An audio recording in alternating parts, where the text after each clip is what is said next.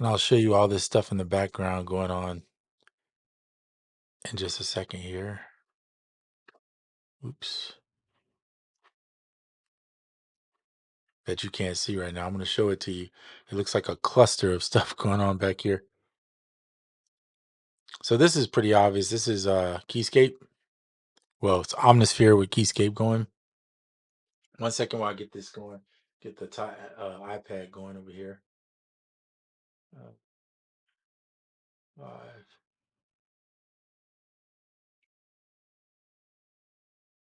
Cool.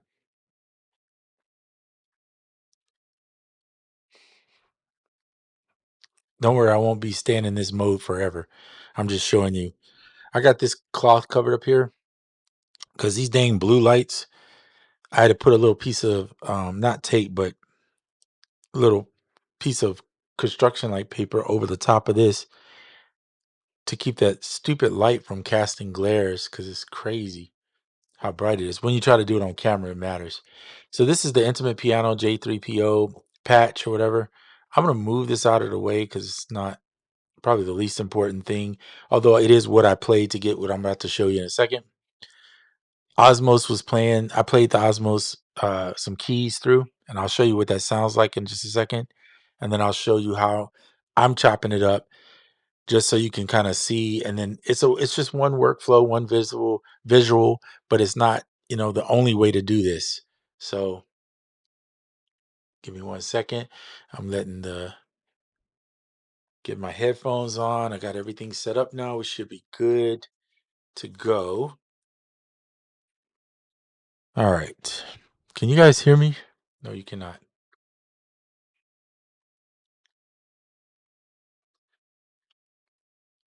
Why is there nothing going on here?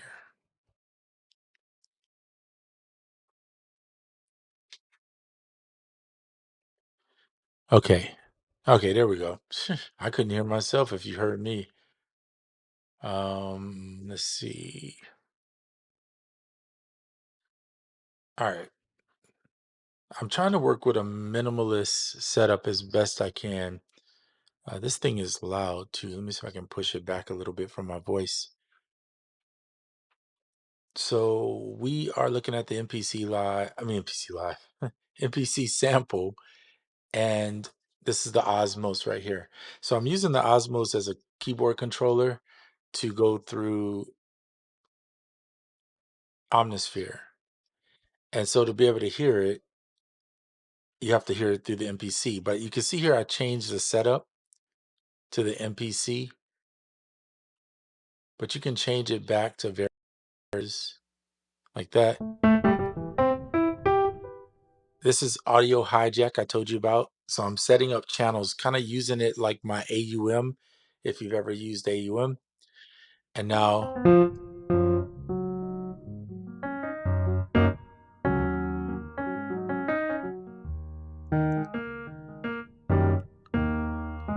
I'm able to play piano or whatever I want to play, right?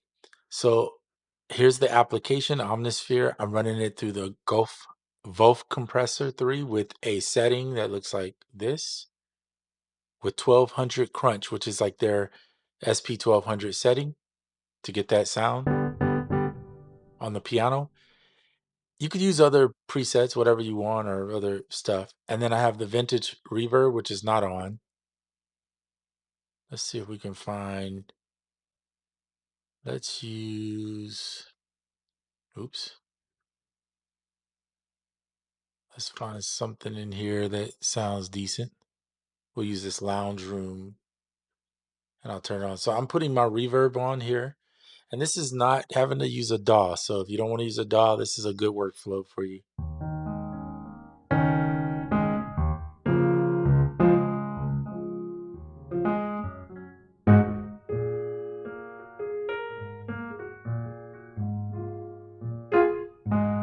Now I didn't record with this reverb on. It's so simple to right click, turn it off, and then back to just the preset. And you can do this with any instrument that has a standalone, Trillion, Omnisphere, Pigments, Arturia, any of the Arturia stuff. All of those, which is the stuff I use, The only one that I can't do it with right now is I think my Swam instruments, which I miss, and my ample sound guitars. But the bulk of the stuff that has, that I use, I can pretty much do it. So all I'm doing is just recording in. It's no different than if you had the keyboard sitting in front of you. Except for I'm using the USB-C, and that's how I'm recording it from the computer to that. If you had a phone or an iPad, you would just be recording from the phone or iPad into the MPC. And then we get to the point where we chop. So let's say I've already reached the point where I got my sample in. I'm going to zoom out and I'm going to change the view now so you can see what's going on. So let's say you set this to MPC and you've recorded in whatever you're going to do. Okay. I only put this on this so you could hear it. So I'm going to put this back on MPC now. You got to be able to run the MPC back into the system some kind of way, right? So that's where this comes in.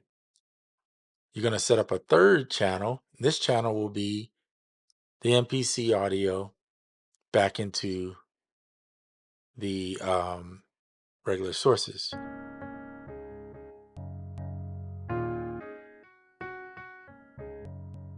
So this is AUM without AUM.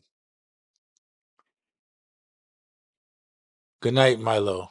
Yeah, just catch it on the playback. I'm just showing kind of the workflow, and I'm going to show some chopping or just the basis of how I chop.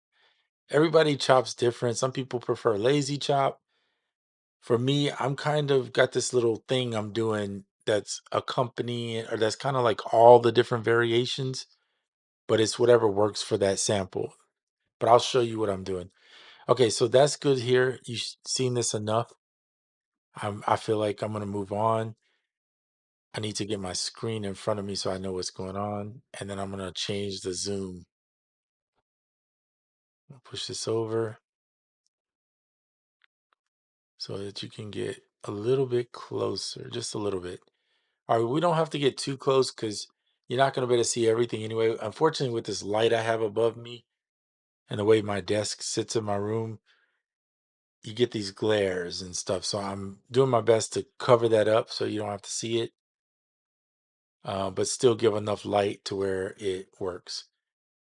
I may end up having to get um, with this particular view because the Osmos takes up so much dang room on the desk. So I may have to, and if I remove it, you get that. You see all that glare? So that's why I'm putting this cover over here, just so you don't have to see it. There's nothing happening on here anyway. Everything was just me using it as a MIDI controller. Okay. So inside of the MPC sample, I think I said this before, there's a couple ways to get to the workflow to record in. So right now we're doing the chop. And if you hold shift on the chop, and I know you can't see this really closely because of the way this is sitting,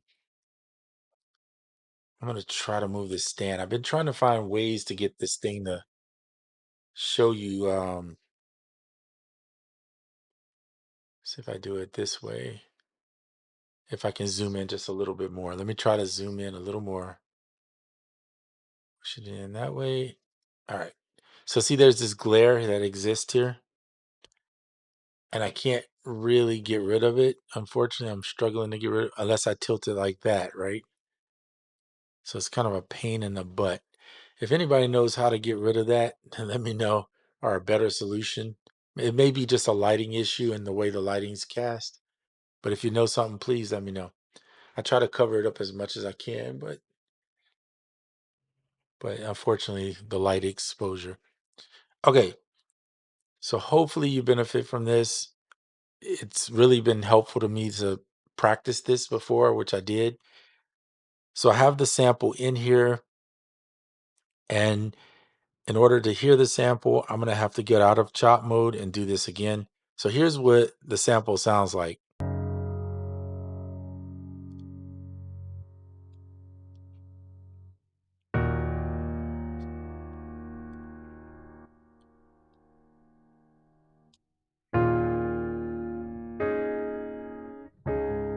Can you guys hear this?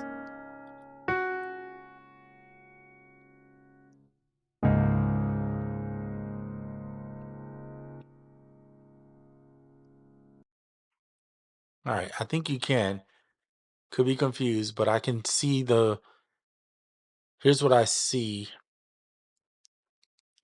down below. Hold on, let me see if I can pull this. If you see this little meter down here where I'm talking and now it's moving at the bottom of the screen down here, then you should be able to see that's where the volume is coming in. So when I hit a pad, you can see it. Okay, cool. Hopefully nobody's commenting, so but I'm assuming that you can see it because I can see it. All right, we're gonna expand this view now. Go to here, so you should be able to see the MPC sample a little bit clearer. Again, excuse the lights. Unless they let me change some of these lights, like these blue, sometimes they pick up glares. And especially in a bad room, or if the lighting is like really, and I tried to do this thing where I turn the lighting off, or I have a dimmer so I could dim it. Let me see if I dim it, if it makes it a little clearer. Hold on one second.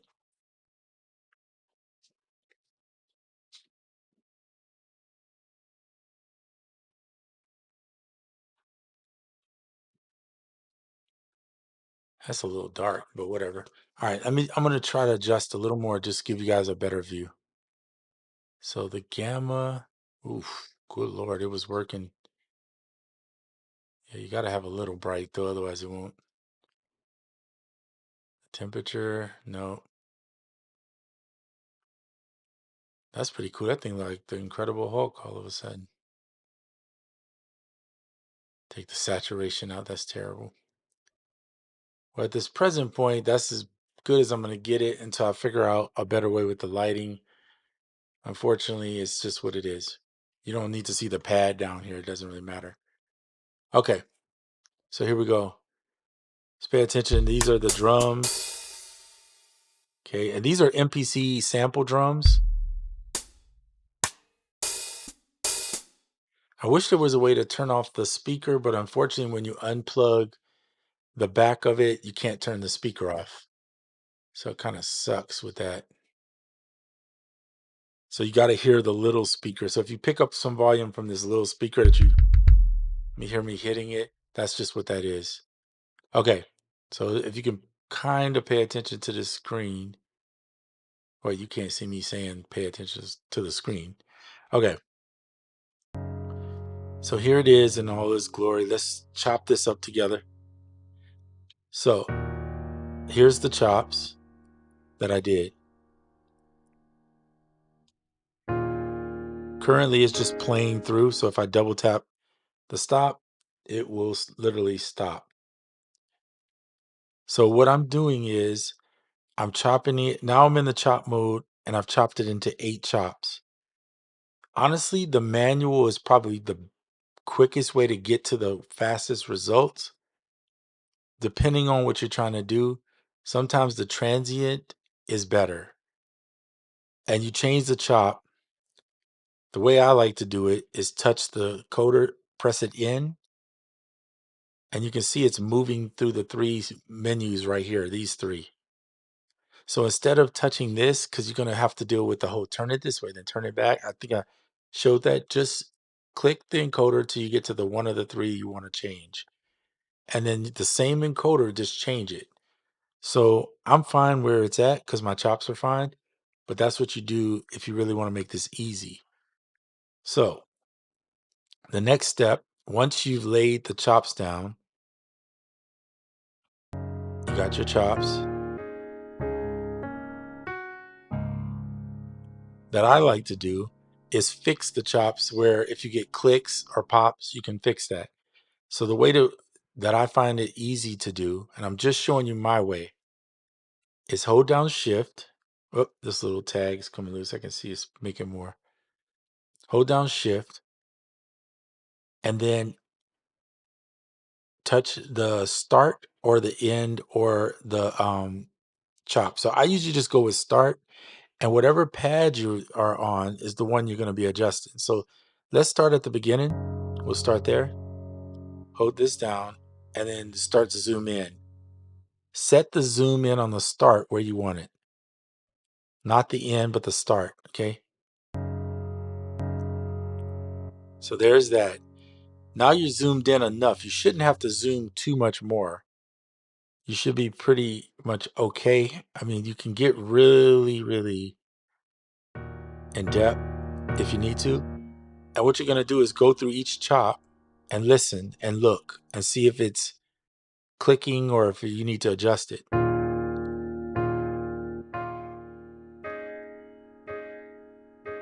So that sounds good.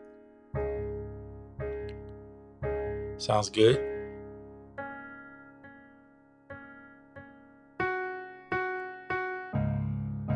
Sounds good. If you need to adjust one, let's say this end one here, then what you can do is you can go hold down shift again and stay on the start and just go as far in as you need to go and make the adjustment. As long as you're on a flat line, usually that means you're at the 0 cross point. Now, in the SP404 has a button combo to set up the 0 cross point so that you don't have to do this. I'm really hoping that the Akai listens and does that. It's so much easier. But let's say you want to adjust it. So use the shift and this encoder to zoom in, release it, and now make your adjustment. Boom. Or if you want to go back a little to make it, give it a little more. And now your chop is adjusted. And then when you want to zoom out, stay on the start and go back in and just zoom out.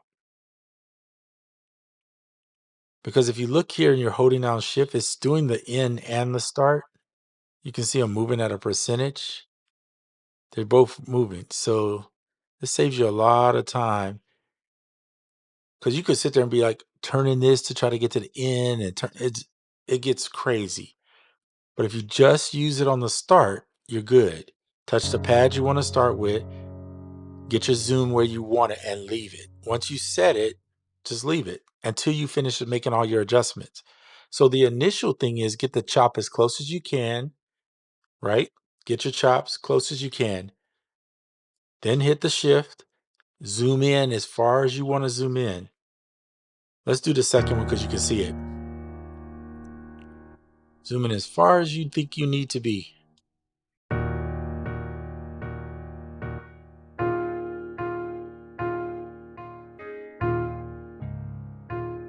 And check all your chops.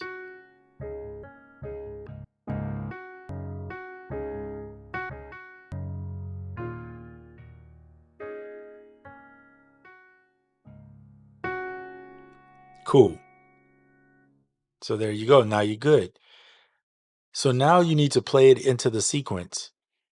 But keep in mind that even though you play it into the sequence, which is fine, you could do that. You could set the bar length and do it. You also have a 25-second skip back.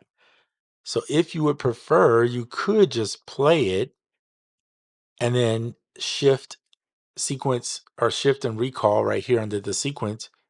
I'm sorry, under the audio, because we're talking about audio. And then you can pull the skip back up or the audio recall and then take that and then sample that to a pad and then just make your adjustments if you prefer it that way. Personally, me, if you want more accuracy with this, I would say use the sequencer. If you are just phenomenal of a player or padologist or whatever they want to call that, go for it. I mean, you can obviously just do what you need to do and then recall it. But for me personally, I find it easier just to go ahead and play it. Now I'm going to show you something else that's in here that's pretty unique or that's pretty good, and that is attack and decay. So if you feel like there's still every sample is still giving you that problem, or maybe there's just one, like this one is a little annoying, then I would say, again, use this knob You can use this one, but I'm going to use this one. And I'm going to adjust the attack. And I'm just going to do it like 1 or 2. Just enough just to get that little stupid click out of there. Now it's gone.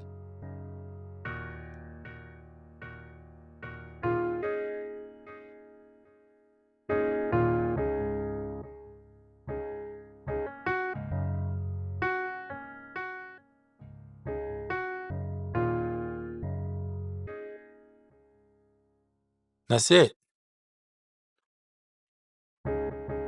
Just to get the attack out. So you don't have to do it to every pad unless you just want to.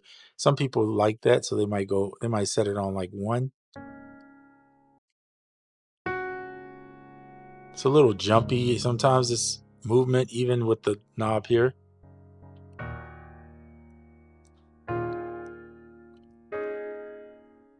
So that's if you really want to nitpick and say, you know what, that attack is hitting too much for you there. So now,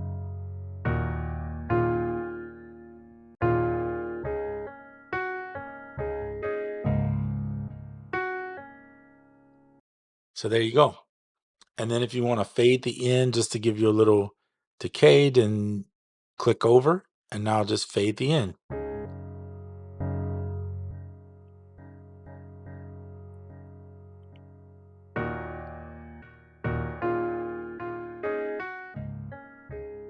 So it looks like, and I could be wrong, but it looks like the decay on the chop mode is doing it for every one. So I was telling you, go here, but I just realized that the attack and decay seem to be doing it for every one.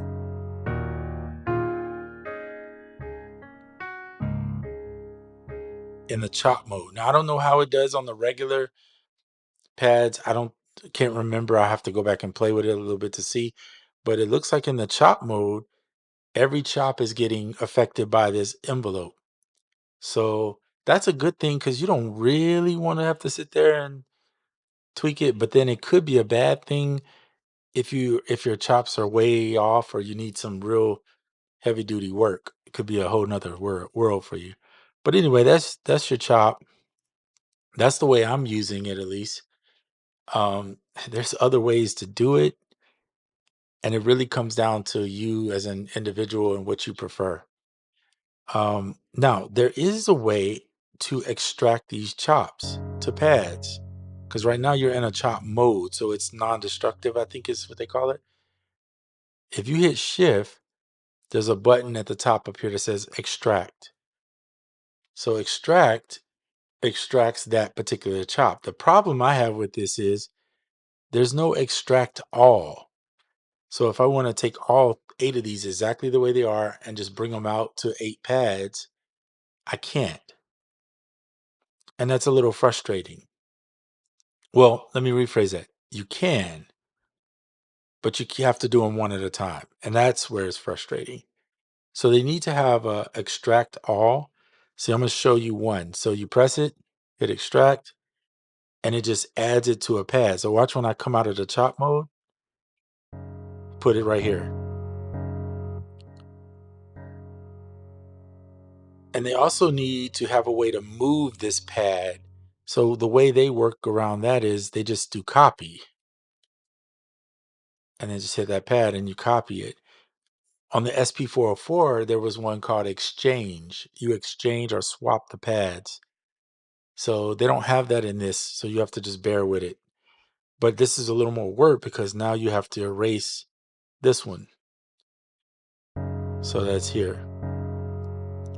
So if they would just do an extract menu where it says extract to the next open 8 pads or extract to bank B or something like that, that would be kind of cool. Like, so you could just tell it where you want it to extract to. But to go in and get the chops, at least the chops stick and stay where they're at. So then you could just go back to each one.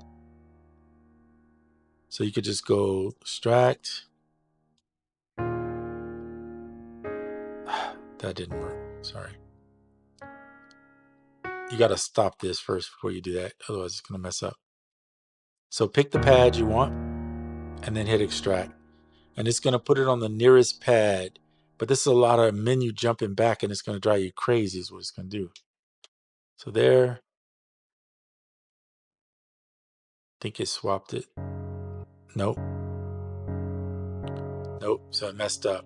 All right, so we're going to have to undo that. Undo. Okay. So because there's no exchange, you got to copy a pad. So just touch the pad, you're on it, hit shift copy, and then it automatically asks you where you want to put it. Put it there. There you go. Now you got to go back and erase this one. For some reason, it keeps putting it on 5. If it would just line them up here, then I wouldn't have to worry about this, but it is what it is. All right, so then you go back to the chop. And this is what you have to do for each sample. So it's kind of a pain in the butt is what it is, I would call it, for lack of better words. Hopefully they'll get something to make that a little more intuitive and quick. At this current present moment, it's kind of a pain.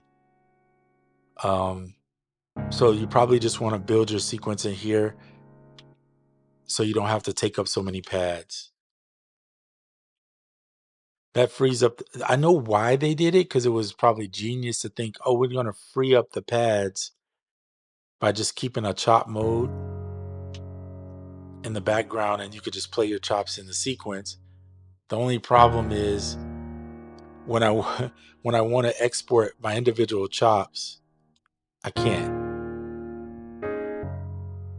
So maybe in due time.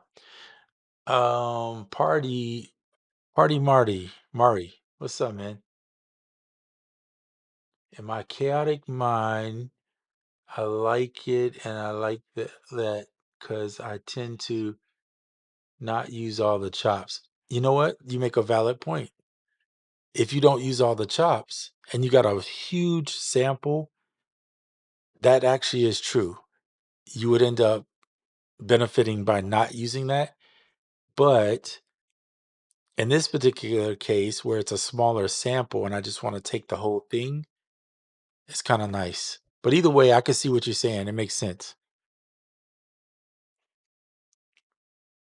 What's the pain in the butt? Sorry, I just oh, no worries. Flow breezy BX. So in the chop, when you're in the chop of, let's say I'm going to sample and I've already selected my chops and made them. I like it where it's at. I can't bring these chops back to the main screen. In other words, I want these 8 chops to be back over here, but I can't because you have to not, well, let me rephrase that. You can, but you can't do them all in one rip. You got to do them one at a time. That's why it's a pain. So they're here. You got to pick the pad you want, hit shift, hit extract, and it only extracts this one pad. If they would just do extract and then let you tell it which bank you want it in or which pads you want it on, then it would be a lot better because you could easily move the chops. Like I wouldn't put 8 chops on this bank. I would put them on bank B, but I don't get a choice because it is what it is. This is how it is. So hopefully they will give an option to when you hit it, you could just extract it to another bank because you feel trapped.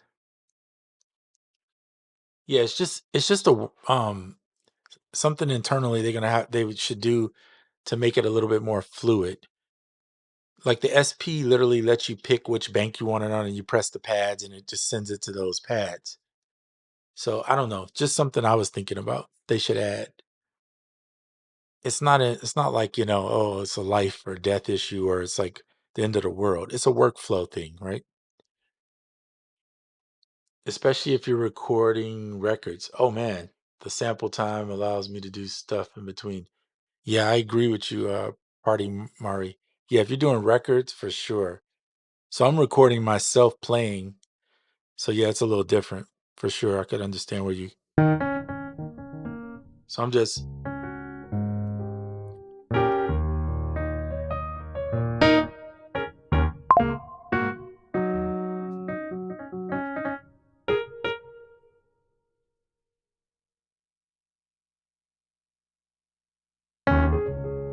So yeah, um,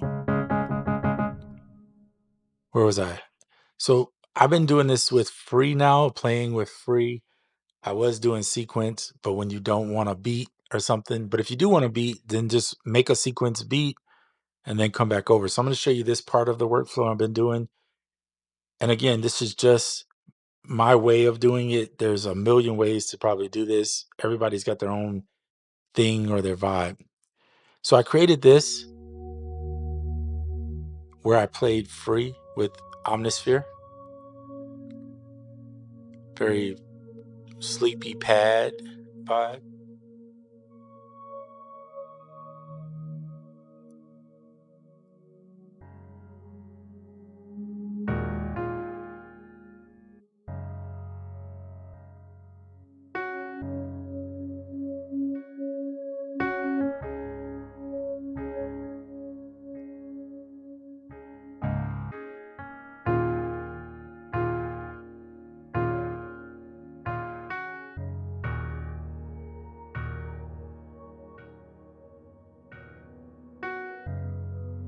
All right, so then I played this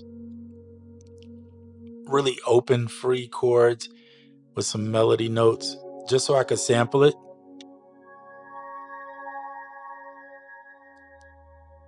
I'm gonna stop this because it's about, I don't know how long I played for. I just kept playing. And then I found these acoustic jazz drums and I set the hi-hats on choke groups or on a choke group 1. And then, by the way, if you hear that speaker as for those that come in late, hey, what's up, Crazy Rabbit and Chantres, Thres, Chantres. If I pronounced it wrong, I apologize. Um, but anyway, so I found these in the internal drums, right? And I just wanted something kind of simple because I'm more into jazz and mellow ambient vibes. So initially I was going to do this, but I was just going to play the pad and then play the drums over. But what I did was I went ahead and made a loop. It'd be a lot easier. So turn that metronome off.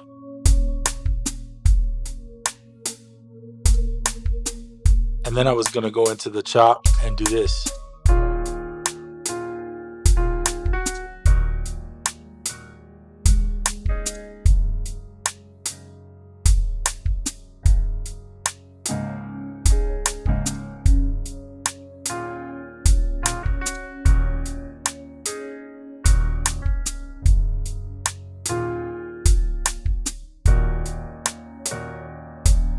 Something like that. So that way I could play over basically I'm playing those chords. I mean, I could obviously sit over here and let's get out of this chop. And for anybody that came in late, let me show you this how I did this because you probably want to see this, otherwise it makes no sense. So 1 second. All this mess in the background. So this is Audio Hijack on Mac, and I'm using it quite like AUM on iOS. So you see me talking right here. This is my channel for talking. Then I built another channel. This channel is for my instrument. So I used Omnisphere, opened up, put VOF compressor over it with the 1200 crunch, which is like SP 1200, right? And then when I did the Omnisphere for the pads, I used a vintage reverb. I'll just show it to you. So I used that with an Omnisphere pad and I ran it through to the MPC audio. So you could sample right into it. Pretty simple, right? Using the USB-C. But then to get it to go back out, I needed to set the MPC as the input and have it go back out so you guys could hear it to my loop back so that you could pick up the audio. So that's what this is at the bottom. That's why when I hit this button, oops, I didn't mean to do that. Let's do undo. Okay. That's where you're able to hear this, see? Right? And you can hear my voice because I'm running it through here too. But, if I'm recording something in, I'm not sending these sources to the MPC. I only send the ones that I need to the MPC. So that's how I'm doing it.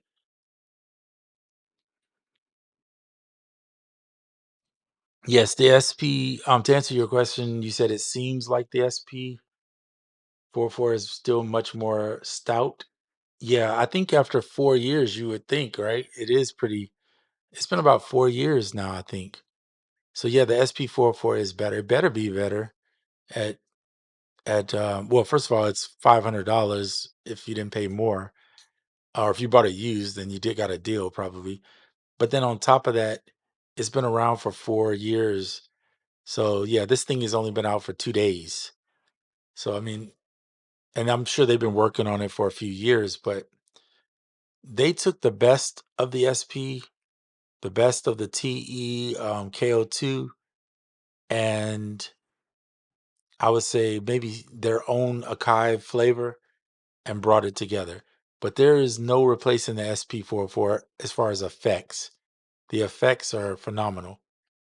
I mean, it's the same reason why I'm using this Voth compressor 1200 Crunch to get that SP sound, because I like it. I mean, I'm being real. I just like it a lot. Hey, what's up, Hero? Good to see you. So hopefully, let me get back to this picture here that I was at. Oh, there it is. I can't see it from the back from this way, so I have to switch the camera back. Okay, there you go. Back to this. Now you got it. So these blue lights, yeah, unfortunately they create these glares. So if we're able to switch these lights, I'm changing immediately from blue to some other color, probably green or something, maybe. We'll see, whatever color doesn't reflect so much light like this. Yeah, Sean, I'm with you though. The SP is still my favorite, probably sampler for the sampling as well as the effects. But the MPC is still better for the sequencer. I think the sampling wise, they're about the same in my opinion. This particular one, I'm not talking about the live or the big boys. I'm talking about this one. To me, it feels like the workflow is very similar. There's just a few things that the SP has done that make it a little bit better. Thank you, Jay Money. I appreciate you. Yeah. So we're just talking about the workflow. So understanding that the chops, after you play in and you go into the chop, it does hold the chop for you as you place it, but you know, it is what it is. Okay, so the zoom on the SP44 drove me crazy though.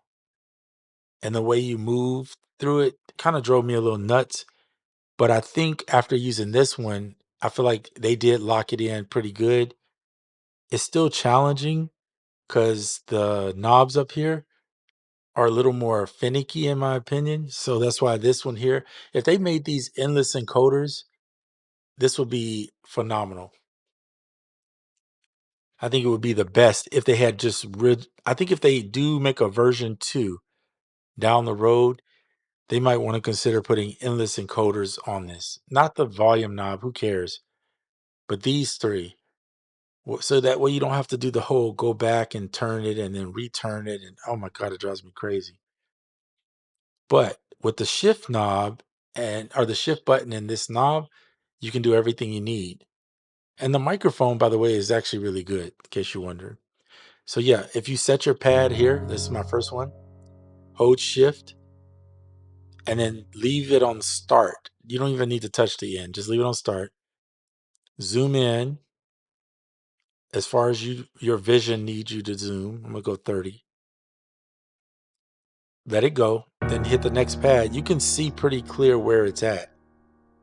And as soon as they decide, and if they decide to put what it calls zero snap crossing on there, then you don't even have to zoom as much. You could just use your ears and listen.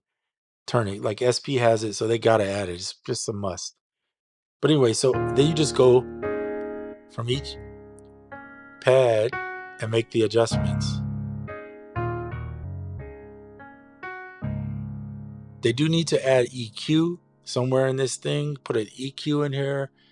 They need to add a normalizer. That was the one thing I thought about yesterday. I was doing that video. They didn't have a normalizer. Everybody wants, I mean, not every time do I want to normalize the sample, but sometimes you need that. You want to be able to normalize it. So I don't think there's one in here as far as I know. Because I looked at the effects here.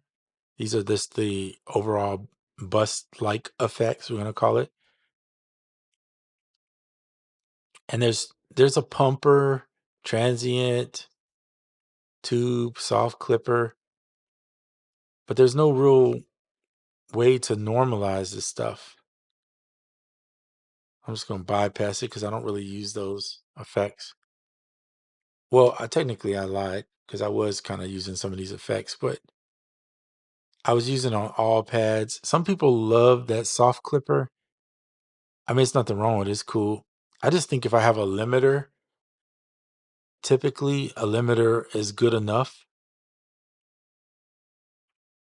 So then you don't clip, but at the same time, I don't know. That's my thought. But I'm not the best at gain staging and doing all that. You gotta take some skill level to get that too. That's a whole nother world. But if you set it, you have now here's one where I think you have to use these to do it, unfortunately. But you could set the gain at like I usually put my gain around 6. But again, it's very finicky, and because it clicks back so quick, I can't always tell if I'm at the number. And if I hold shift, let me see if it works. See, it doesn't do like smaller numbers, so I'm kind of stuck on 5.8, I guess. It is what it is. I imagine I'll turn the release back to maybe like 100, 105, something like that. That's fine. But then here's another issue, and I don't know how to fix this. I haven't thought of a better way. Let's say I'm getting out of here and I'm going back to the sample. Look what's at the bottom. This big bar that shows the effect. It's kind of in the way because now I'm just adjusting the effect and I'm like, why is this? So then when I remove it, I can see my start and end. So it's really a pain. It should be, if I set it for all pads, then it's on and I set it one time and it just stays on. Unfortunately, they have it down here on this little bitty screen blocking your start and end point. So I don't know what that was about. So if I put it back on, it's on, it doesn't go away. I go to my chops, it's still there. It just sticks. And I'm not sure why.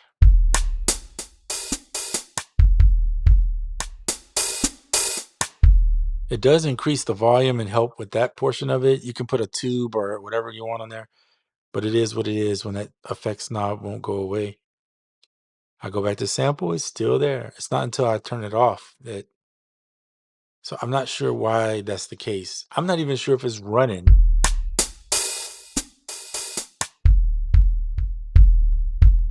That kick drum is kicking, huh? Lou, it's Lou Pop. It's not Lou Poop. I don't think you. If you may know, and you asked, did somebody ask for a Lou Poop? Yeah, it's Lou Pop. P-O-P. L-O-O. Lou Pop. Yeah, soft clipper is a limiter. You're right. Technically, I don't. Is it? Do you think it's Wait, what's your name again? Eddie. Eddie, do you think it's better?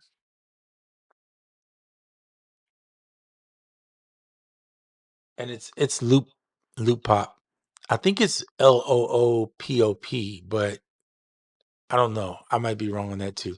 But I know it's not loop poop.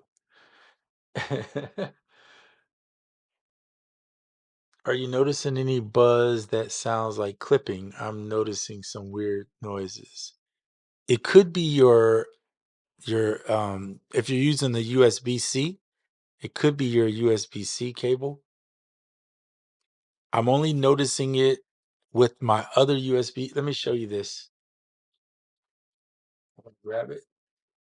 So these are some Anchor cables, and Anchors are really good. But for some reason, when I plug this into my USB-C hub with the MPC only, it does this weird buzzing, loud, obnoxious noises. So I switched and stopped plugging it into the hub, and I don't hear the noise. So I'm assuming that it has something to do with the hub, maybe, and it just doesn't like it. But USB-C has this finicky stuff too, so don't especially when it comes to audio.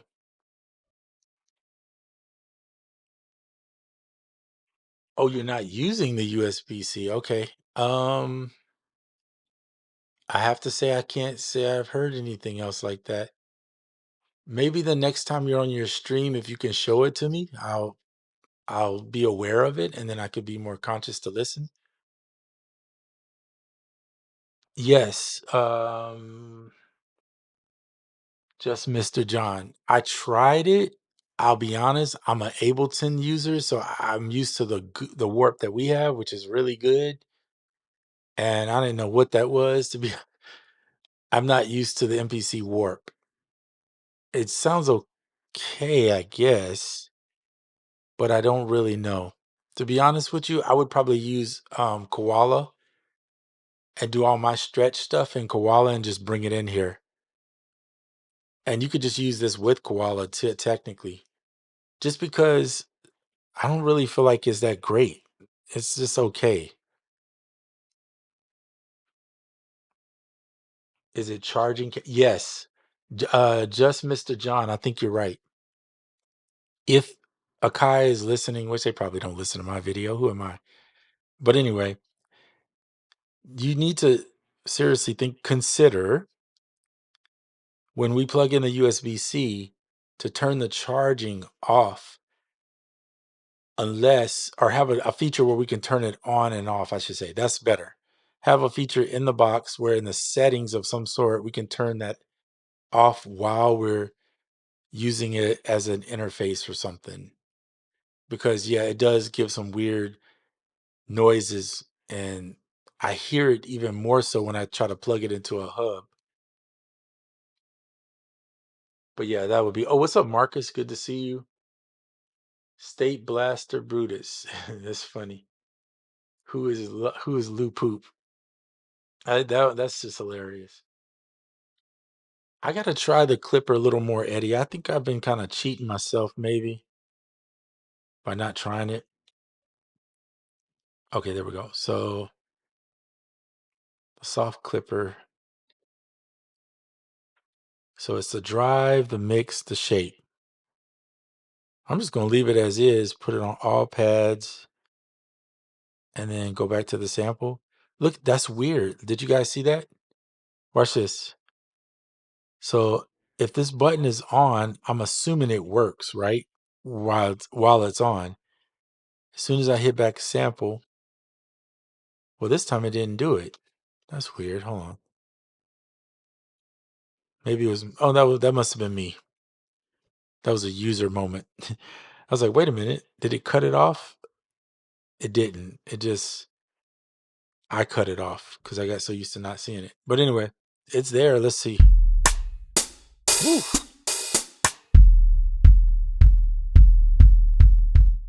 Boy, them samples is hitting.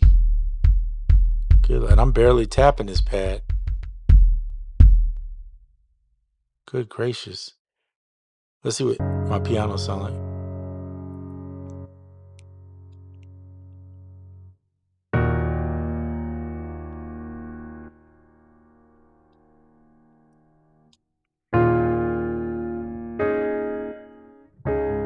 Okay.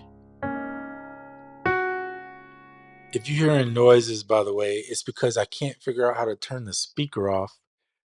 They need to put a button in here too to turn the speaker off when I'm not using it. So it could be something internally, like, but it needs to disconnect the speaker so that because I don't want to use the speaker personally, and I just want to turn it off. I'm going to use headphones when I'm not using. I'm not going to be sitting somewhere with that speaker playing out loud, annoying people and pissing them off. Um,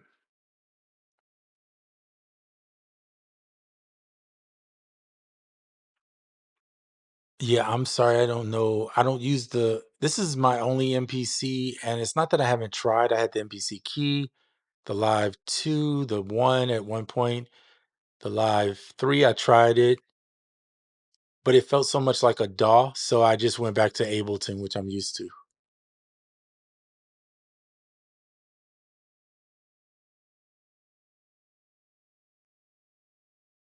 So I did too, just Mr. John. I put it at 100. That's what I put it at, and it seemed to work pretty good. It was okay, but I just felt like, you know, maybe it's because I played it on my own sample, which was something I could just play in on time. But I'll try it again and give it a shot on like something I record in from YouTube or whatever. I just don't do that on videos because I don't want to get copyright strikes. That blue light is driving. See, look at that. It's only because of all this blue. Get rid of that, and maybe I might have to make these pads like yellow or like what color would not stand out? Is the red? See, the red doesn't even. The white and the blue tend to give these streaks of light. Anyway,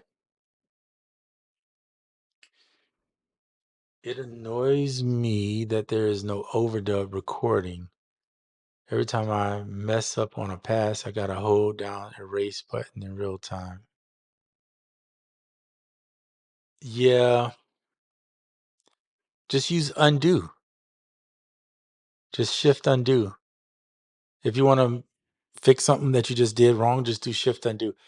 I mean, the other option is, I guess you want to do it in real time, but if you don't want to do it in real time, just go to the sequencer. Go to the sequencer like this, hit the record button or the sequence record button one time, but don't press play. And it brings up all your pads, and hold erase and just erase the sequence from which you want to remove. That's all you got to do. Like you mess up on a sequence. Now, you can't do that in real time because, yeah, in real time, you're going to have to hold down erase. But if you just want to remove a part, you could do it this way, or you could just do undo, shift undo when you make a mistake. Yeah, I mean, yeah, exactly, Party Mari. Yeah. Yeah, the warping on the MPC Live and all that, those things are actually a little bit better because I think they just put more energy into the algorithm of it, but for some reason, yeah, I'm not a fan. Well, they updated the Live 2, I believe, with that new algorithm too. I think it's the same algorithm on the Live 3 and the XL now. Yeah, I may be wrong, but I think if you purchase some new feature with the what is it called? With the clip based stuff, they added the super into that one.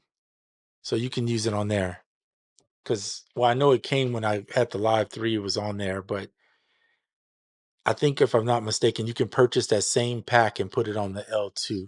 I mean the L2, the Live 2.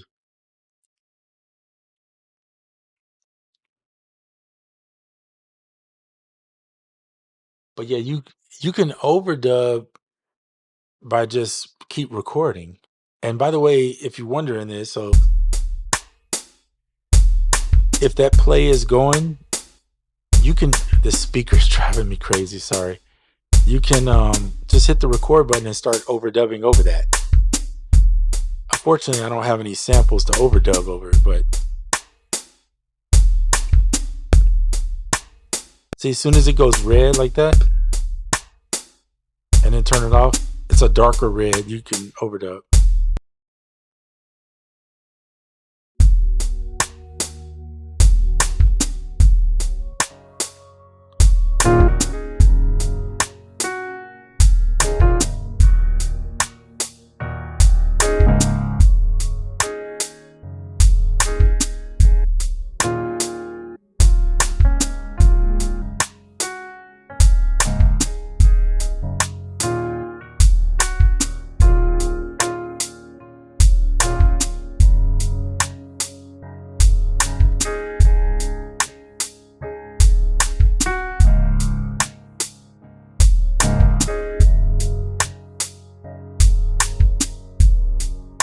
Yep. So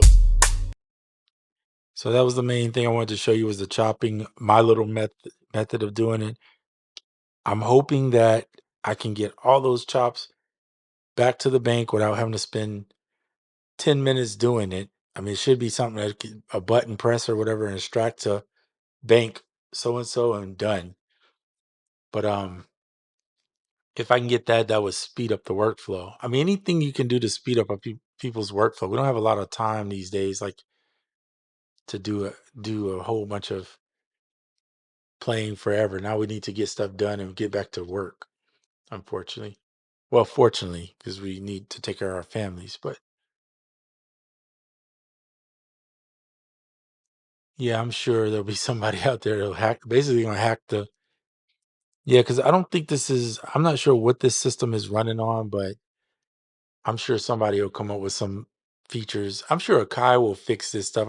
I am imagining, if not on the next update, the update following that will have a lot of the stuff that we were talking about fixed. So the sample is receiving MIDI from the Oxy. Okay. Well, that's good. You were able to get it to work. Maybe it must be something with my Osmos that it doesn't work, but I'm not sure why. But because I seen somebody do it with the MPC, what was it? What was the 37 key they came out with? It was an MPK with a 37, but it's just the MIDI controller, and they were able to get it going. And you're telling me the Oxy is able to do it, which is dope. And the only thing I want to be able to do is just use my Osmos to record in on a one shot. But I'm assuming the only thing you're doing is playing the pads that are on the 16 bank. I don't think you can play other banks with it. I'm not sure, but I'm just saying, I'm assuming. Uh-oh, camera. My camera just had a moment. Looks like we're back, but I lost my zoom. So I gotta go fix that. Oh no, it's the same. Okay, cool. In your sample settings is pad mini and set it to on. Oh, you're talking about in the config settings? Or I mean the MIDI settings, I'm sorry. Oh, this thing is on here. Yeah, my pad MIDI in is set to on. I can use the pad here out. It's just I can't use the external. The external is the issue I have.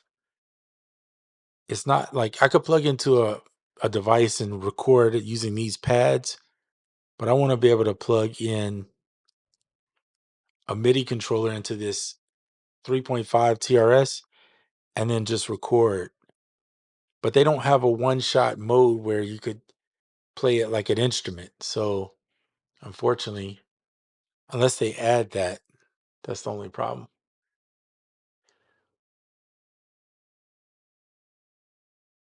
Yeah, it's very nice. I'm glad it worked out. I hope you do a video about it soon so I can watch it, because I'd like to see that too, Crazy Rabbit. Yeah, if anybody else has it and they're using a MIDI controller, please, if you're on YouTube, if you do a YouTube channel, please put it out there because we want to see how you're doing it, because I have not found success with the MIDI portion of it. I mean, I have my keyboard right here and it doesn't do anything, unfortunately, especially not through the USB-C. So it is what it is. I was gonna try to see if it would do Bluetooth MIDI, but unfortunately, I don't have the dongles to do it because it's using TRS MIDI 3.5 jacks on the back, so I don't have the stuff to do that. Well, technically I do, but the thing I used didn't work. So let me show you 1 second.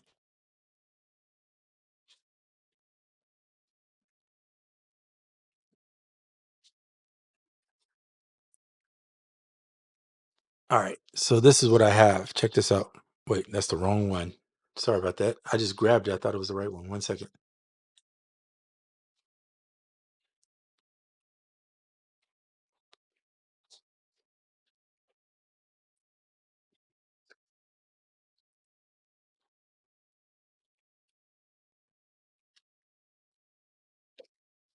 Okay, this is the right one. And put my headphones on. Okay, so this is the one I used with my Roland SP404. And I believe it might be a MIDI B or A or something, but we don't know. It doesn't really say in the box or in the manual because I read the manual. It's like 67 pages. Probably one of the easier manuals to read, by the way, if you haven't read it and you're interested in getting one of these, go read the manual. It's definitely easier than the P6. That thing was like reading a totally different language I never heard of. Okay, so then I plugged it into the MIDI in. If this works on live, I'm gonna be mad because I've been messing with this thing for get this little light off of here. All this blue light. Oops. Oh wait, I gotta turn it off. Hold on, up here. Turn this block off or it'll keep playing. It's working. What the heck? I knew this was gonna happen to me. Look at this. Oh wait, my screen. What is it doing here? Can you guys? Oh, you can see it. Unbelievable.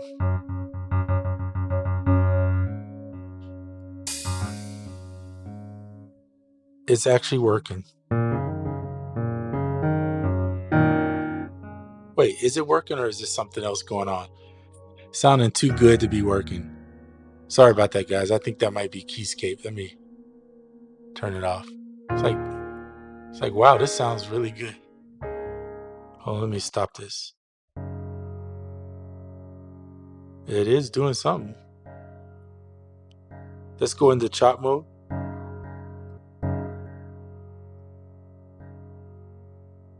Huh. Nope. It'll trigger this pad though. So it's not doing anything in chop mode. It will trigger the pads.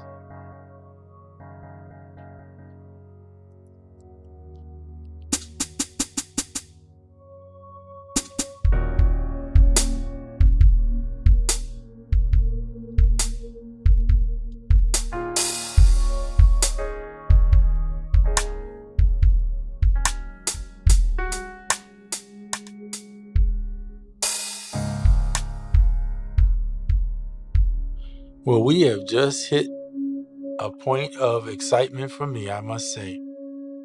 Let me turn this off 1 second. It's driving me crazy. It's working. I cannot believe this. And I did this, I don't know, maybe it was just had a moment or something. I don't know. Or I had a moment.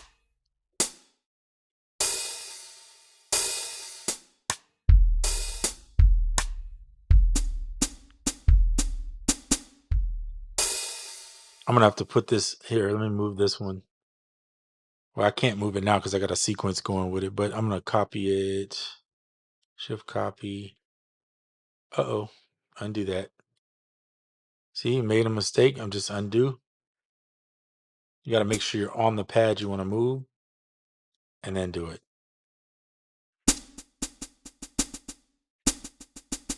And I personally, I showed you guys this before, enjoy doing the volume from here.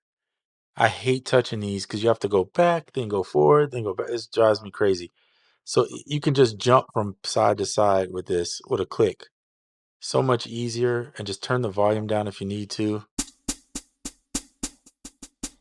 Touch the next pad, adjust the volume. Look how quick this is.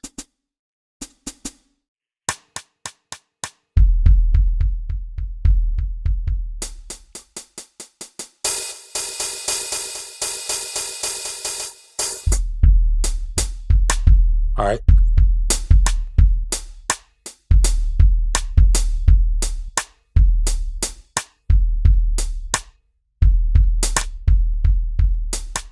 All right, cool. It's working. Unbelievable. I think Crazy Rabbit made this happen. We got to give him credit. Speaker is good for its size. It's usable. Yeah. Okay. So I don't want to talk down on the speaker. I'm not saying it's not like you can't use it to listen to some sound. For me, it's not useful if I want to make real music.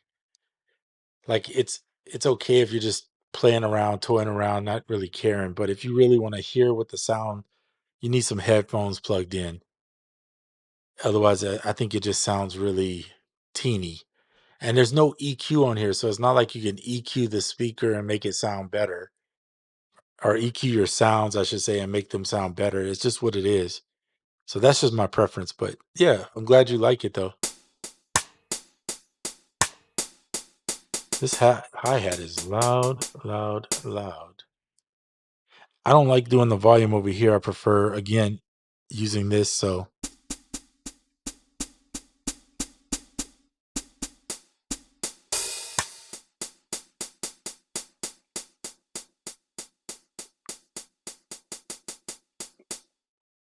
and I do love putting an LFO on those hi-hats. So I do enjoy going to the filter, this one, and putting some attack on here. And again, I use this knob personally.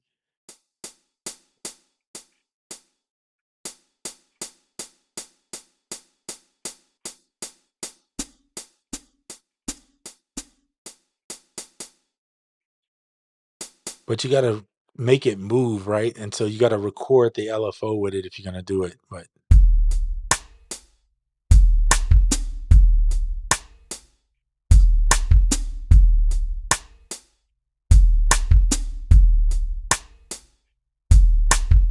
so if you guys haven't seen the LFO, it works pretty good. I'm going to do the LFO just on this one for you right now.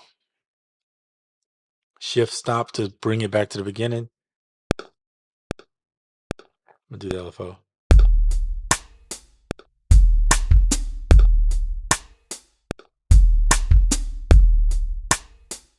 And there it goes. Can you see that?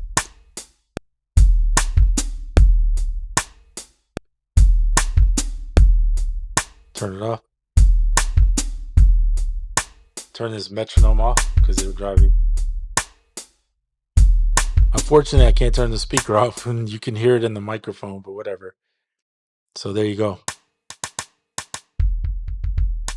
The link pad works well too. I was using it wrong. We figured that out, so that's great. Everything you figure out is one step closer to being successful with this thing, and I really do like it.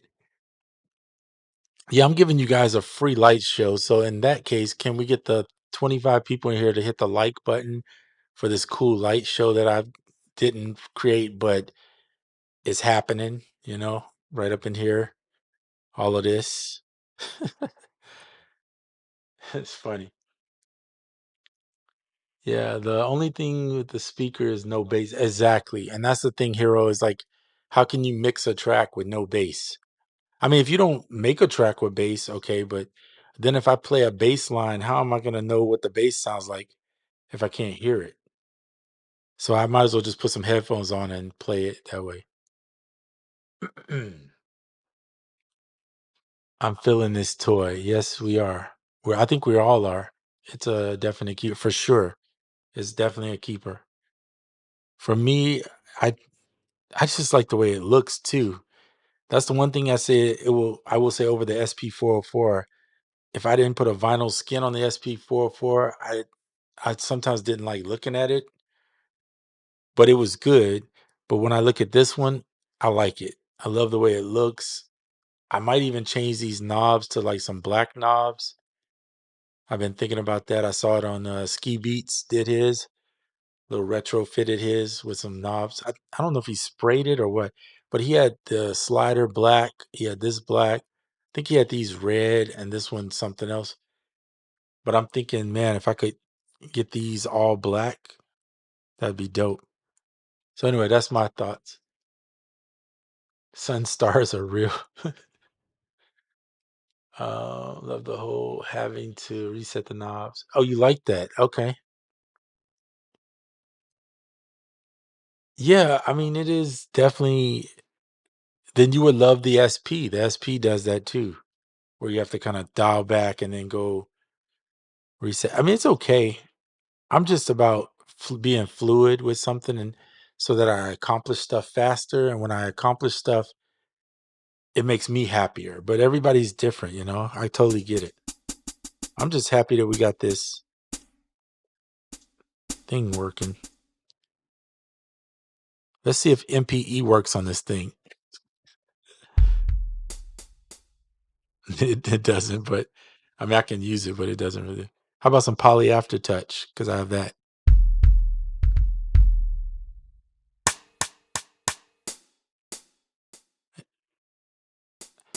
They let me have a little extra something on that thing with some poly aftertouch. I'm all in.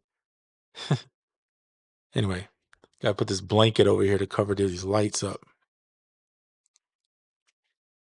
Because I don't want to give y'all the whole lighting show without my 28 likes. But if we can get this to 28 likes, I'll give you the whole light show. No, I'm just kidding. Oh boy. So yeah, if you set your sequence, like I just have this thing at 2 bars. If you hit shift double sequence right here, you can just double it up. So that's the way I usually do it. Go shift, double, double, and now I'm at 8 bars. This is just like Koala. Same principle. You just keep hitting it double until you get it where you want it. I think they do that in the MPC Live inside the settings. You can double it, same thing. So we're at 8 bars, but my sample up here, I don't know how many bars it's at because I kind of played more free. Because I'm gonna try some ambient stuff. You already know I'm gonna do it. I don't just make hip hop or jazz. I do other stuff. But I'm gonna figure it out. See, to me with this, you go more live loop. So you turn on the loop and you just, but it won't play until you hit it. So you got to time it, or you got to go back into the sequence and put it in the sequence. So let's see if I turn off live loop. I'm going to go into the sequence here and I'm going to place it. Oops, I didn't mean to do that. Shift, undo. Yeah, please don't do that. All right. Shift stop. Now we're back at 1. I'm going to go shift sequence. And now we're at the first bar in the edit. And all I got to do is turn on the record. It's on. And then press this one button. And hit stop. And it's in there. So I go back to sequence. Shift seek. Back to the first bar. And there it is. And I can adjust the velocity. I'm going to leave it at 127. That's fine. So now when I hit it, it's going to go.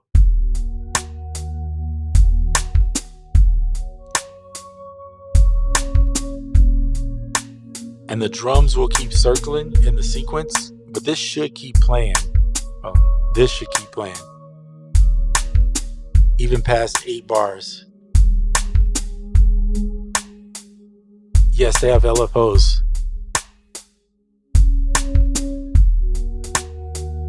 You see the LFO moving there? I mean, the modulation or the LFO moving, it's automation.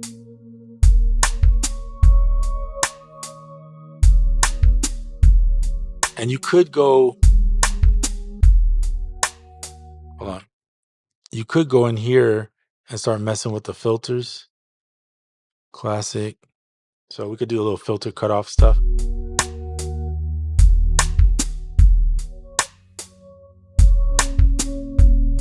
And you could record this.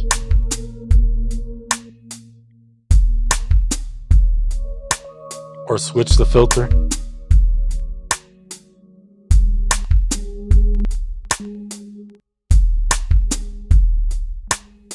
Go crazy on the filters.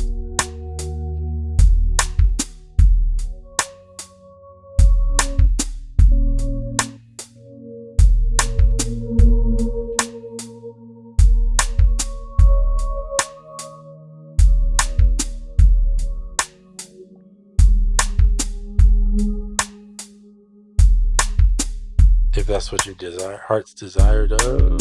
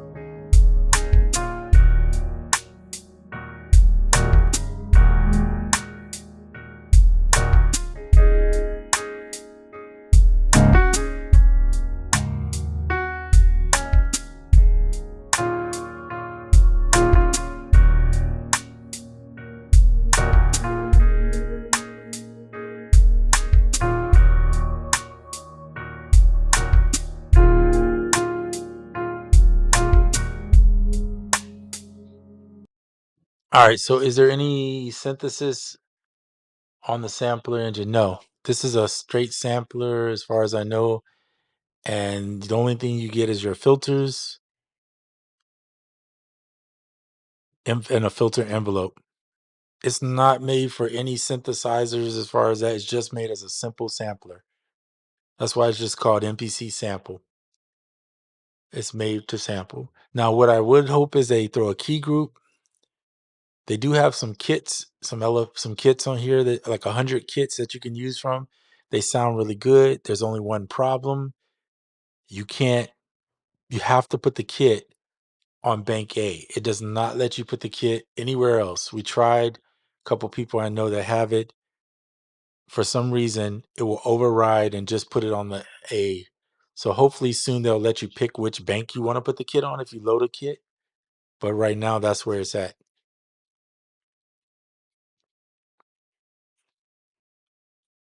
Bank A 3650 through 51. Oh, is that the MIDI? The MIDI stuff? I did figure this out. Check this out. I watched the video, so I'm not going to take credit for figuring it out. Where's my guy? SPB, SP Vids.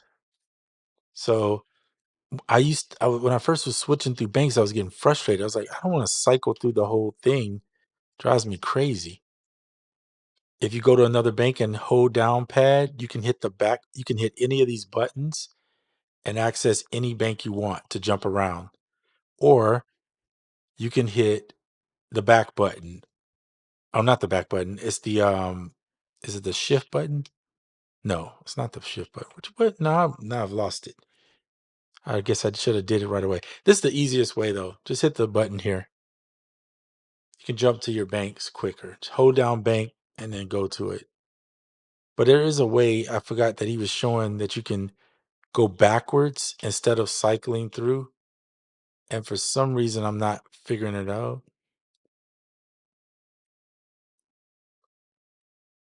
Oh, there it is. Hold down shift and hit pad.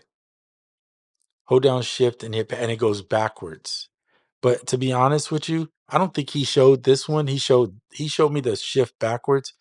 But if you just hold it down, you can jump from bank to bank. It's so much quicker than all that extra shift. We do enough shifting in our lives with this machine.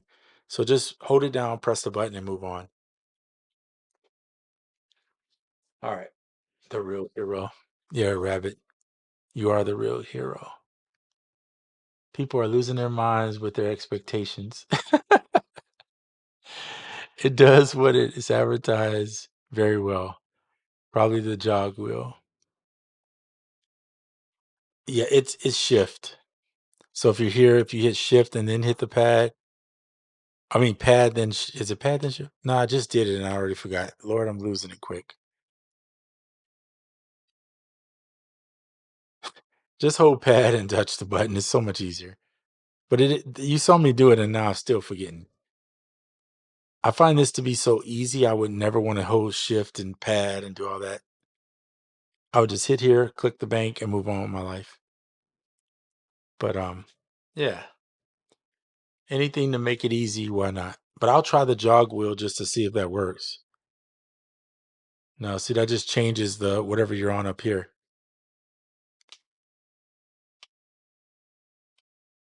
That's it though. It's shift and then keep hitting the pad till you get to the one you want. It goes backwards. Obviously, just hit pad to go forward, or just hold the thing and touch the pad you want, which is quicker.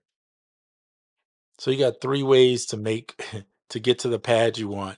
But let's be honest, with the way it samples right now, where you can only have 16 samples, you're probably not going to be going to many other pads unless you do kind of like I might do, where I might put the drums on one pad, the samples on another pad, so on and so forth.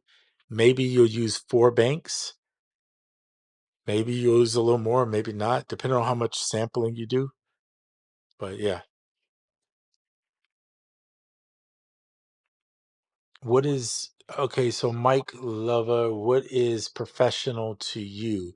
Because if you go on YouTube, you'll see Bolo is using it. He's professional because he gets paid. If professional is you get paid to make music, like you're a professional in that essence, then Bolo uses it. I seen Easki, not Easki, I'm sorry. Yeah, no, I said that right. Easki use it. Um, DJ Jazzy Jeff.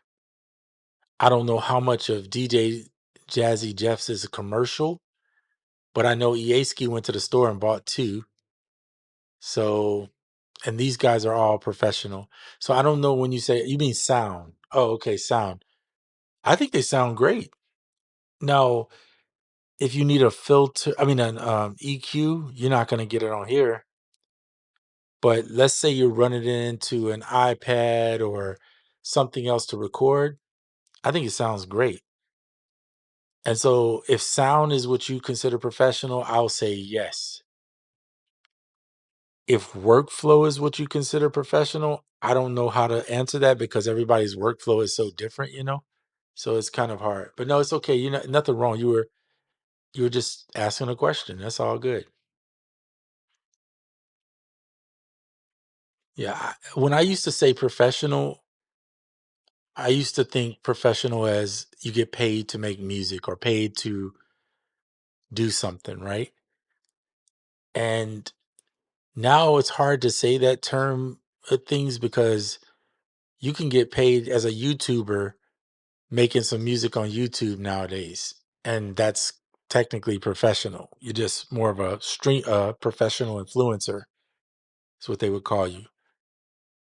So yeah, that's how I think of it. But anyway, no, it's a good question. I totally get what you are saying, Mike. With regards to that, it makes sense. 2026 version of what's up, Mont? Yeah, it is like the MPC 500 vibe, except for better because the pads are better and it looks better in my opinion on this one. And I think what would I say else about it? That's well, first of all, it has 16 pads versus 12, which I thought looked ridiculous. What's up, Moby? Good to see you, man. Oh, that's a hard one, man. That question is if I'm choosing one, I gotta go koala sampler. But those are so different. because you're talking about one's on a glass screen and then one's hardware with no touch screen. Which one is easier to use? Koala Sampler, no question. Which one sounds good? Both of them, because that just depends. Sound is relative to the listener as well as to the user or what they think. It's very subjective, I guess I would say. But if I had to choose one, I would go with Koala just because I know I can do it on my phone, I can do it on the iPad, on the MacBook. It's extremely quick and I can get the sequencing done pretty quick. So yeah, SP404. Now that's a good question, Mont Dog. Let's do this. The SP404 has been out for 4 years, if I'm not mistaken. Maybe longer than that now. Maybe 6 years. Did it come out in 22 or 21? Let's just say 4 years to be safe. If the MPC sample in 4 years is close, and I think it is very close to the SP404, minus the effects. Let's take the effects out of the equation because the SP is going to win if we just go effects. I think workflow wise, the MPC wins. If we talk about effects, then the SP404 wins. So it comes down to what you like best. I personally think having them both would be a great option. It's hard to pick. It just depends on what things you want. Do you want workflow? I think you want workflow. This is the way. It, I mean, and some of the workflow in here reminds me of the SP404. So it really just depends. I agree, Pickle Man. It looks cool. It looks even better in person. Um, chopping with the touchscreen is always king. Eh, Chopping with the touchscreen is definitely easier for sure. Yes, I agree, the chameleon. Is it better? Well, that's subjective to the user and his feelings. I mean, if the user prefers no touchscreen, then or hates a touchscreen, then the touchscreen isn't better. It's only better because it makes it easier for us. Um, Linda's son, what's up, man? Good to see you.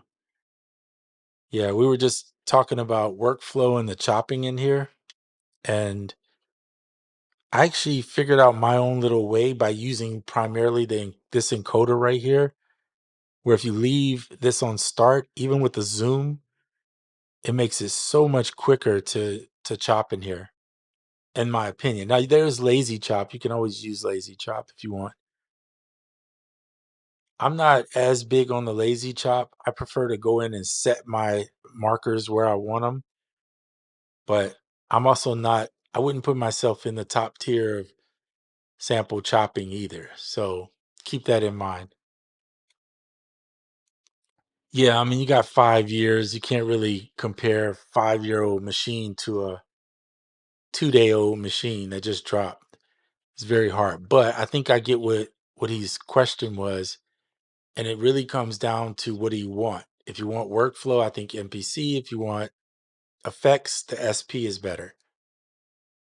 See, I have so many effects on the computer, from Valhalla, reverbs, the Gulf compressor right here. I mean, the Gulf.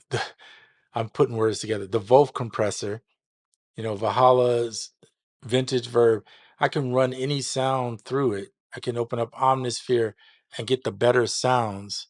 So for me, instrument wise, the computer wins all across the board because unless you're playing a real piano, which you better know how to tune it because them things get out of tune quick, or unless you're playing like a live guitar or live bass, in my opinion, you're not going to beat having iOS can't touch the desktop as far as instrumentation.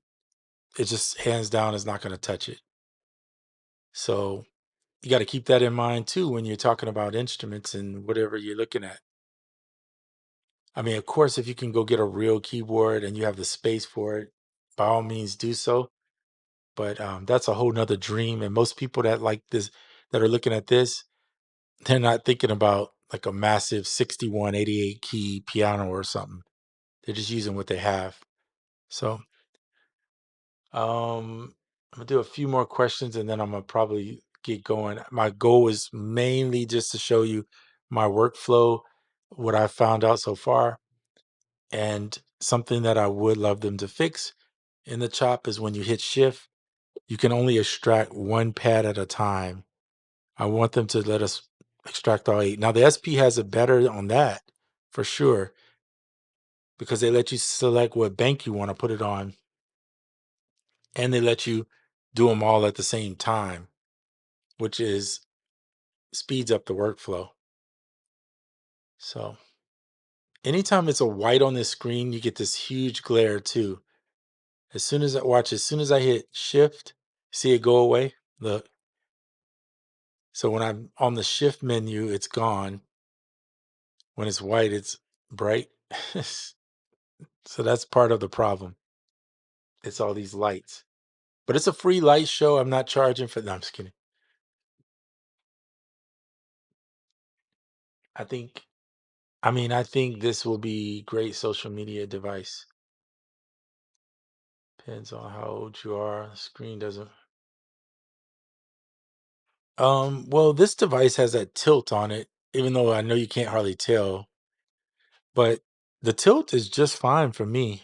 I mean, I'm at a standing desk, so I could raise the desk up higher if I wanted to, but then it would be uncomfortable trying to drum. But if I put my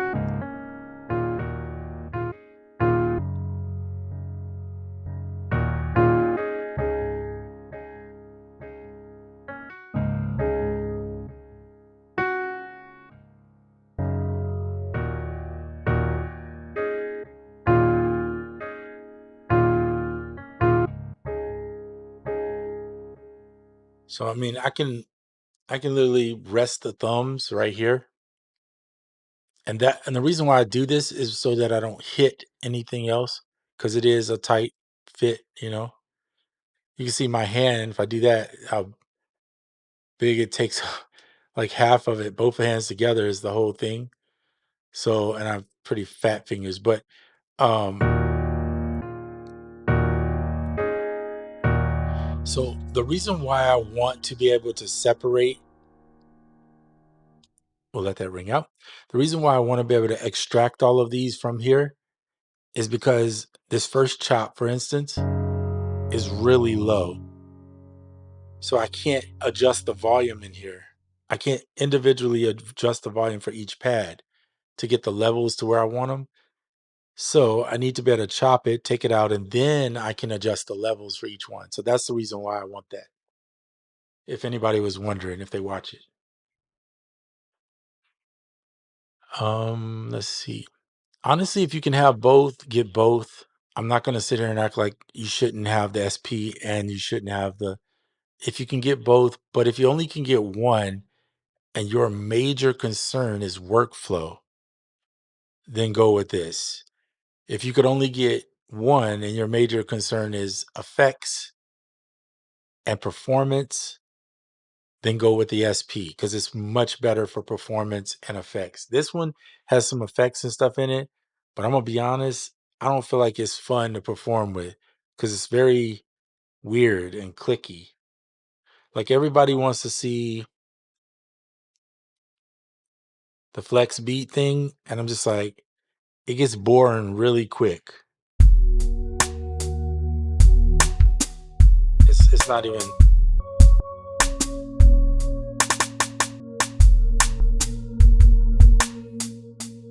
because all you're doing is pressing a pad.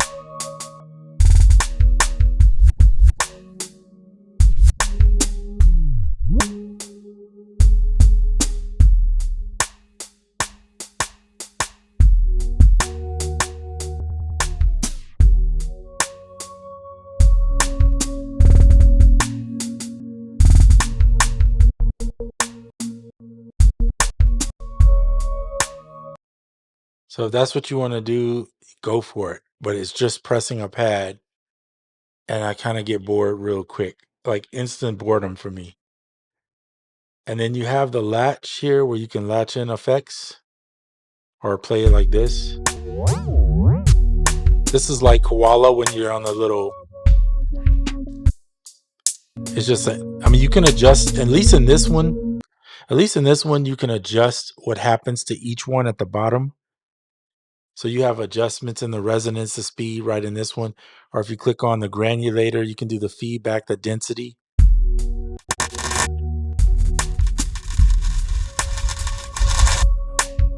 And because it has poly aftertouch, how hard you hit it or press it is going to make it a.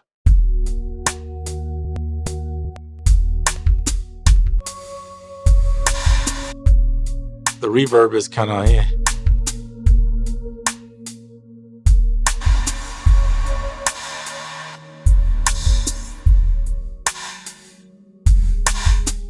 It's just it's just kind of meh. It's like, yeah, okay. I wouldn't use it for anything. I mean, I guess if you're trying to perform something, but I'm gonna be honest, Koala Effects is better. Maybe the color is actually pretty. You can latch these too, by the way.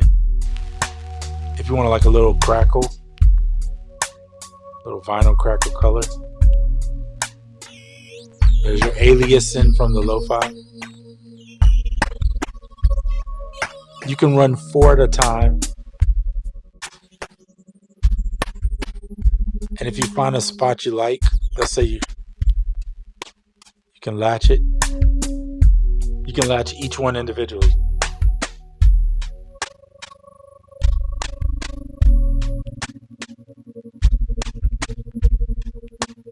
There you go.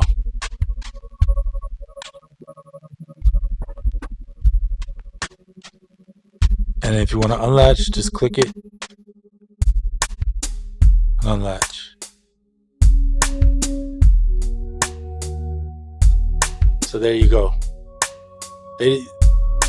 So let me be honest. I like Flavor Pro on MPC. I think it's nice. It reminds me of like RC20, which I do have on desktop.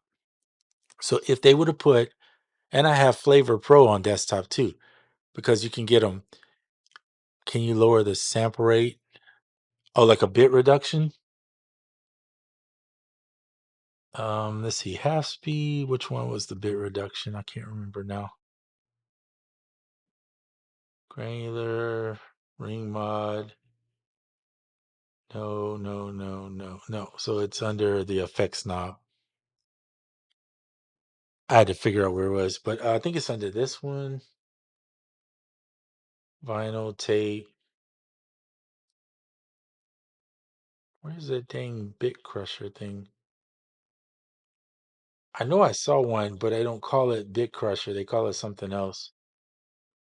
I just can't remember. Was it noise gate? No. Tube drive? What is tube drive? Nope. Saw clip. I know it's not that one. I'm going to try to find it for you. So there's your crackle. You have vinyl enhanced crackle. You can place it over all the tracks if you wanted to. I don't care for it. I don't feel like it sound that good, to be honest. And then the tape emulator has noise, pitch, and wow. And I'm trying to find the one. I thought there was one with a bit crusher. I'm trying to find you, bit crusher. Nope, not in there. So you know, okay. I'm gonna bypass it.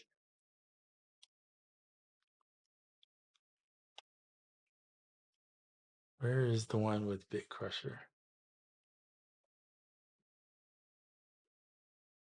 Well, I thought there was one. I may be dreaming that they have it. Wait, this one says rate. Oh, that's chorus. Yeah, I don't see it, unfortunately. I'm sorry. Oh, is it lo-fi? Okay, my bad. Yeah, I'm sorry. There it is. Hold on, let me latch it. Thank you. Who told me that? Yeah, Party Mari. All right, so there it is. Yeah, so you can do it here with the decimator. You're gonna have to use your ears though for it. There's like close to 8. And then let's go 12. Right there. That's 12. And then you could add a little bit of crackle. So let me say this.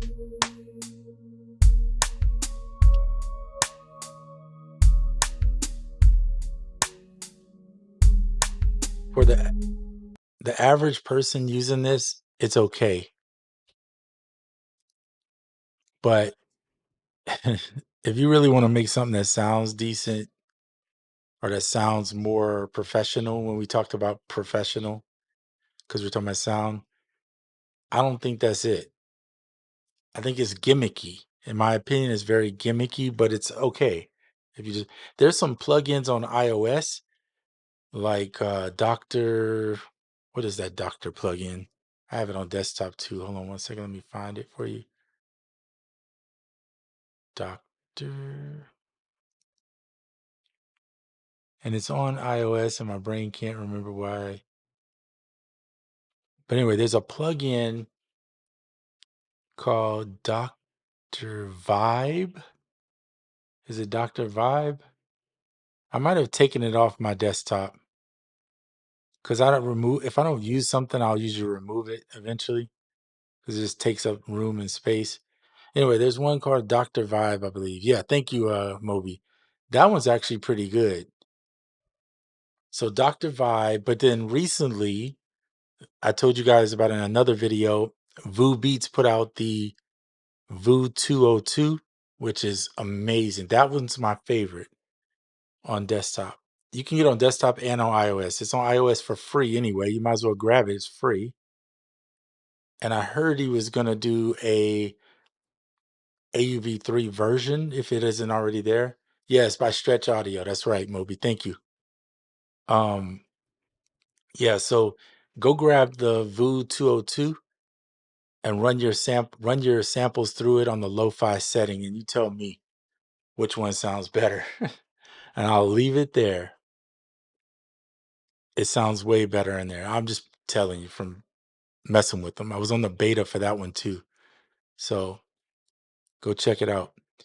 Um anyway, so we're gonna get off here, but yes, I think this is a great device. Yes, it's gonna grow and get better. They're gonna find ways to improve it. It's a Kai, they do that, and I respect them for it. It's affordable. When I say affordable, it is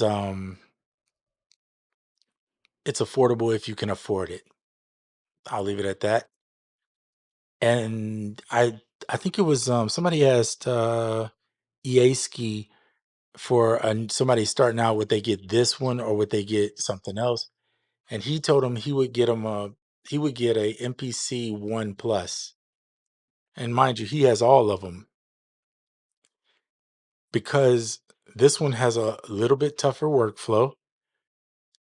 And if you want somebody starting out, I think the MPC Live and the XL and that has an easier workflow. It's really easy. You have a touch screen, it's less button, less menus shifting and stuff of that nature. So a person starting out could easily get in that. However, this thing, because it's so small and portable, your tendency would be to use it more because you have a battery in it and you have a speaker for those that are okay with the speaker. So all those things, having it right here means less that you gotta attach, meaning you don't have to plug in no full on attachment. You got 5 hours on a battery. A kid could sit around or anybody could sit around and make beats on this all day. So anyway, I'm gonna go. Crazy Wabbit just put out a new video. I'm gonna go take a look at his video because I want to see what he's doing with the Oxy and the MPC samples. I'm curious on how that workflow is. I'm a big person on workflow and learning it, and hopefully you guys are enjoying it. If you have it, please, when we do these live, share whatever information you found because that's what makes it fun. We're all learning together. It's a community. It's not about one person. So, and who is D? These these are digital. Is that like is that name like RZA? But you put Dizza. Cause I like RZA. That's one of my favorite producers. RZA is so dope. And he's so incredibly talented doing all kinds of music. Anyway, I don't want to get off on that subject because that's a whole nother world. It's its own ecosystem, kind of. Yeah, I agree with you, Party Mari.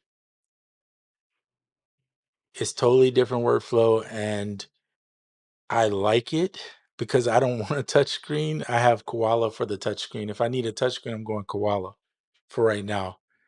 And then this can work great as a controller because you can MIDI map everything to Koala and just use it and make your beats in Koala if you struggle with the workflow until you get used to it. Hey, Dizzle like RZA. I dig it. Yeah, RZA is so cool. He's on my top list. Him and Andre 3000 are two of my favorites. But but anyway, that's a whole nother subject. Thank you for everybody who stopped in. If you can hit the like, please, if you don't mind. I appreciate it. We'll do more videos. I enjoy showing smaller bits and pieces so you don't have so much to digest. So most of this video is us talking, but maybe taking one aspect of this device and show it to you. It's easier to learn it that way when you do small parts. Little bit by little bit you build. And that's how it took me about 2 months to learn the SP404 Mark II. I had never used the SP before. And then it took me 6 months to where I felt comfortable. I could record instruments and do anything on it, and I was fine. Does the note off feature? Does this? Yes, it does have note. Well, it says note on. It has note on, if that's what you mean. Yeah, like the 3000. Okay, yep. I don't know what that's for because I never got to use a 3000. So I'm gonna be honest about that. I just don't know. But if the 3000 has it, then yeah. I'm gonna now that you said that, Johnny, I'm gonna have to go look it up and study that, see what that's about. Maybe maybe I'll show you that one on the next one. Well, for some of you already know, but we'll see. All right, again, thank you everyone for coming through. I'll see you guys on the next for staccato like basses. Oh, okay. So that's staccato like basses. So it's not like legato or something. You're talking about like 808 stuff. Oh, Dilla stuff. Well, then I'm definitely gonna go look that up. It's a humanized cutoff. Interesting. Yeah, I need to go research that. Thank you for mentioning that because I kept looking at it. I was like, hmm. And I read the manual and I still was like, hmm. I don't know what I would use it for. But that's interesting. I'm gonna go look that up. Muhammad, good to see you.